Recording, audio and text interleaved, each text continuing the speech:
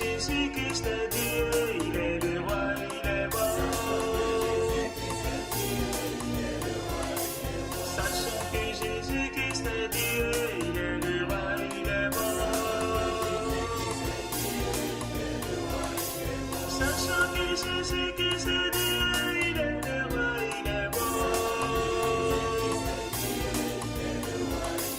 Sachant que Jésus-Christ est Dieu, il est le roi, il est bon.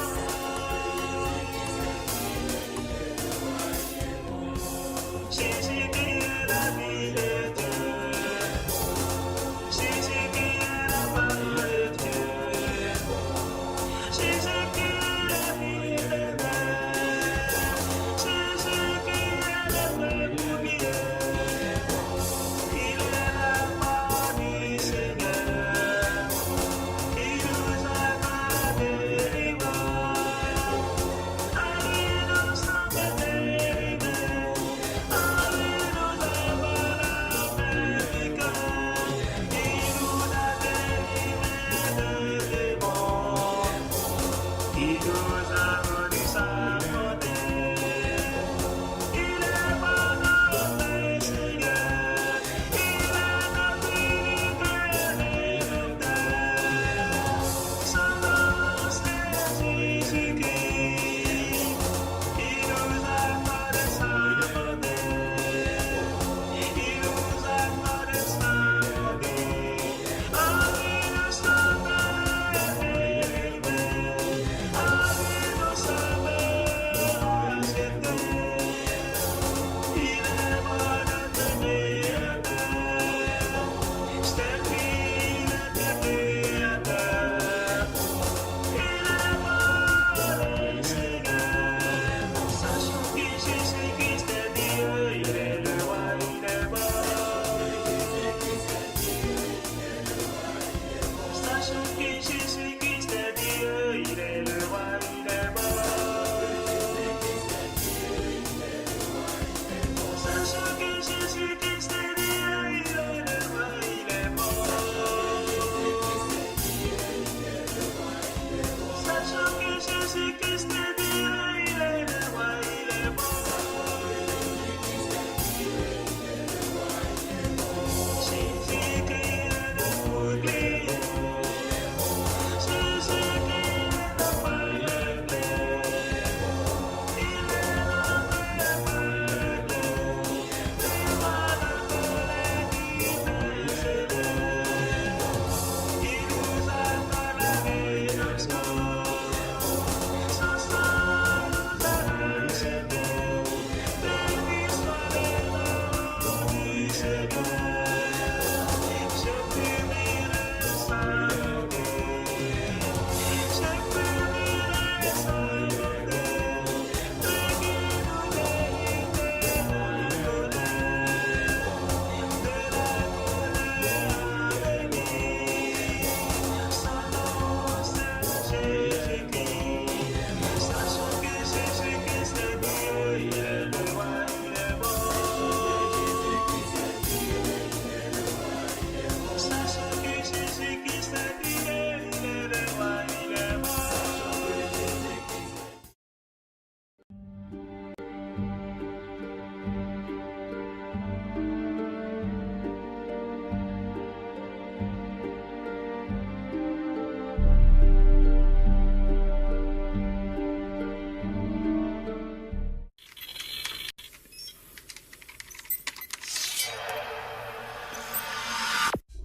Puisque l'approche scientifique ne permet pas de trancher la question, il faut se tourner vers d'autres indices pour trouver la réponse.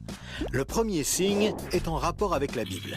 Pour beaucoup de gens, ce best-seller mondial numéro 1 est juste un livre religieux parmi d'autres. Pourtant, ceux qui prennent la peine de le lire se rendent assez vite compte d'une caractéristique surprenante. Son unité, sa cohérence. Bien que sa rédaction ait demandé 1500 ans, elle nous dévoile un propos cohérent qui s'est construit progressivement au cours des siècles et qui apparaît au final comme un édifice impeccable, majestueux, et qui dépasse totalement ceux qui l'ont construit. Des premières pages aux derniers mots, elle est centrée autour d'un même sujet, la connaissance de Dieu, le Messie et le plan du salut divin pour l'humanité. Pour celui qui ne connaît rien à la Bible, cette affirmation peut paraître un peu fumeuse. Pour lui, c'est juste des mots, des concepts abstraits, de la spiritualité, sans rapport avec le monde réel. Mais pour celui qui la lit et cherche un peu, l'évidence devient de plus en plus écrasante que quelqu'un, derrière ce livre, au travers de centaines d'épisodes, de miracles, de prophéties et d'événements surnaturels, quelqu'un a construit un message qui nous est adressé. Par exemple, Moïse expose clairement la base de la relation avec Dieu et annonce la venue du Messie. 5 siècles plus tard, David, parmi d'autres, prophétise les détails de la crucifixion tout en engendrant les ancêtres de Jésus. 300 ans plus tard, c'est l'œuvre monumentale d'Ésaïe qui complète de façon saisissante le portrait du Messie, annonce son sacrifice, sa résurrection et la future restauration mondiale. Et c'est comme cela tout au long des 66 livres de la Bible, avec des centaines de détails et révélations surnaturelles. Et cela pose une vraie question.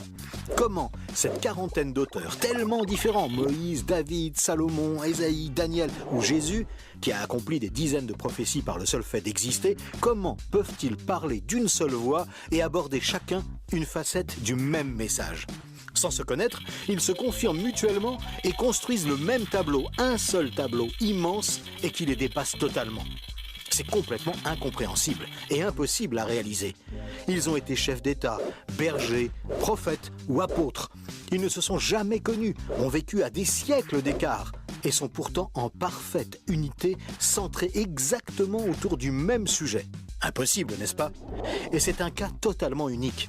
Ni le Coran, qui ne s'appuie que sur un seul homme, sans antécédent, ni aucune confirmation postérieure, ni les écrits hindous, truffés de récits légendaires, ni aucun texte religieux de l'Antiquité n'a ce caractère unique. La Bible seule comporte cette sorte de filigrane attestant de sa véritable origine. Le second signe est lui aussi au cœur des passions les plus extrêmes. Il s'agit du peuple juif. Étrangement, le simple fait de parler d'Israël déchaîne des réactions quasi irrationnelles. Certains veulent son extermination, alors que d'autres le voient comme le paradis sur terre. Mais si on veut bien rester calme et juste considérer les faits, l'histoire, il y a pourtant de quoi s'interroger sérieusement. Comment ce peuple, haï depuis toujours, déporté une première fois, puis revenu sur sa terre il y a 24 siècles, puis déporté à nouveau et dispersé dans le monde entier pendant 17 siècles, comment a-t-il pu survivre? Et comment est-il demeuré un peuple distinct? Aucun autre peuple n'a jamais connu une telle trajectoire, défiant toutes les lois historiques.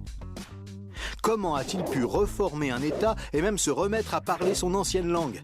Ça n'est jamais arrivé à aucun autre peuple. Il y a 25 siècles, le prophète Ésaïe posait une question étrange. Un pays peut-il naître en un jour? Ça ne s'est jamais produit, sauf pour la nation d'Israël, qui est née en un seul jour, le 15 mai 1948. Et cela, à peine 3 ans après la fin de la guerre et la solution finale mise sur pied par Hitler pour les exterminer. Et ce n'est pas tout. Le lendemain, Israël était attaqué par les armées de 4 pays arabes supérieurs en nombre et en armement, et il a pourtant gagné la guerre. Des soldats ont même raconté avoir assisté à des interventions surnaturelles. Étrange, non? Par la suite, malgré le rideau de fer, des milliers ont émigré de l'ex-URSS, accomplissant une antique prophétie qui mentionnait le retour des Juifs depuis le pays du Nord. Si on considère sa contribution à la science, les Juifs ont remporté 20% des prix Nobel, alors qu'ils ne sont que 0,2% de la population mondiale. Comment est-ce possible? 150 ans avant, ce n'était qu'un pays désolé, entièrement livré à la mauvaise herbe. Et aujourd'hui, on en parle comme d'un miracle d'agriculture. Ésaïe avait prédit que même le désert refleurirait. Et on trouve aujourd'hui des cultures jusque dans le Negev. Interrogé par le roi de Prusse, Frédéric II, qui lui demandait une preuve de l'existence de Dieu, son chapelain lui avait répondu « Les Juifs, sire, les Juifs ». Et d'où vient la première religion mondiale? De Jésus, un juif, dont l'enseignement, la mort et la résurrection continuent à impacter en profondeur la société humaine. Évidemment, ce peuple est loin d'être un modèle, et il a souvent sombré dans la corruption. Mais la Bible déclare que Dieu en a fait un signe parmi les nations. Qui pourrait dire le contraire? Pour terminer ce bref survol, une considération d'ordre moral. Encore un sujet tabou et pourtant... La Bible présente le bien et le mal comme des valeurs absolues, des valeurs extérieures à l'homme, qui les perçoit cependant par le moyen de sa conscience. Au contraire, la vision matérialiste de l'homme affirme que le bien et le mal sont des notions culturelles, relatives, résultant d'un long processus évolutif de l'être humain. Pourtant, tout le monde considère certaines valeurs morales comme supérieures à tout le reste.